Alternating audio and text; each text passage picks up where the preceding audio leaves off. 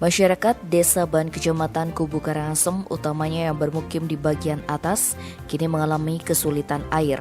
Pasalnya tempat penyimpanan air di desa tersebut rusak akibat gempa magnitudo 4,8. Akibatnya warga sulit menyimpan air untuk kebutuhan sehari-hari yang paling fatal, yakni urusan MCK. BPBD Karangasem beberapa waktu lalu sudah mendata cubang air milik warga yang rusak. Secara umum, ada ratusan cubang milik warga di desa terluas di Karangasem itu rusak. Selain itu, pipa HDP sebagai pipa induk saluran air juga putus lantaran longsoran akibat gempa. Sekda Karangasem Iketut Sedana Marte Kamis 21 Oktober mengakui ratusan cubang air warga rusak akibat gempa. Untuk jangka pendek dan jangka panjang pasca gempa ini, warga yang cubangnya rusak akan diberikan bantuan tandon air berukuran sedang cukup untuk satu keluarga.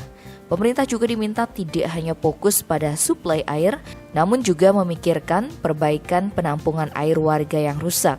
Mantan Kadis Pariwisata Karangasem itu juga menyebut pipa yang putus akan diperbaiki. Namun diupayakan menggunakan dana siap pakai atau dana belanja tak terduga Karangasem. Saat ini suplai air bagi warga yang membutuhkan terus terlaksana.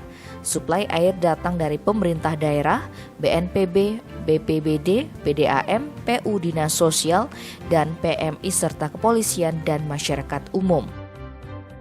Tim Bali Express melaporkan.